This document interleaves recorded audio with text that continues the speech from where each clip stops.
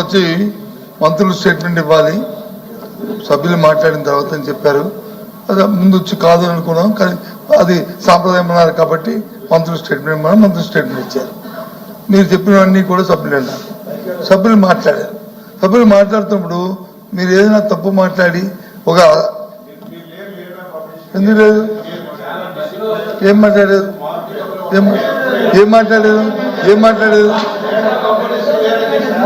నా పేరు తీసుకున్నారు కాబట్టి నేను లేవను. నేను లేవవలసిన అవసరం లేదు, చెప్పవలసినప్పుడే చెప్తాను. మాటకి నేను లేవను.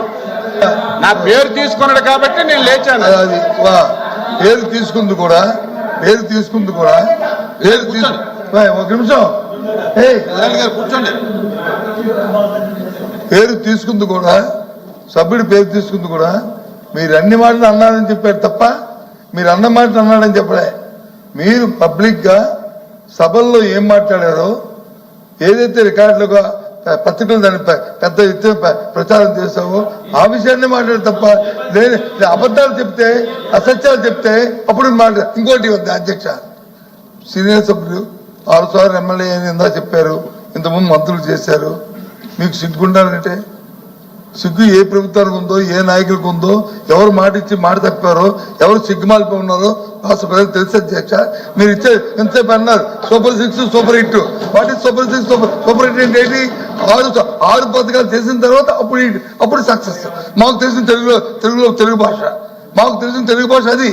మరి మీరు అరకొరగా మూడు కార్యక్రమాలు చేసి అరకొరగా ఇంకా అవి చేస్తామని చెప్తున్నారు. ఓకే, చూద్దాం. ఇంకా 3 కార్యక్రమాలు చేయాలి కదా. Super 6 super hit. సామాన్యుడికి అంత జ్ఞానం లేదు అధ్యక్ష. రాష్ట్ర ప్రజలు అందరూ చెవులో పోటీగా ఉన్నారు, ప్రజలందరూ.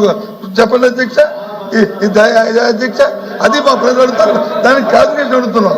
అది చెప్పని అడుగుతుంటే ఎందుకు కోపం అయిపోతారు మీరు? ఎందుకు మీకు సహనం వస్తుంది, అసహనం వస్తుంది? ఎందుకు సహనం కోల్పోతున్నారు? అధ్యక్ష నాకు అర్థం అవట్లే. మరి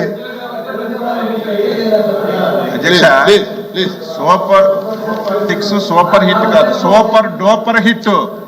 మేమిచ్చిన పథకాలు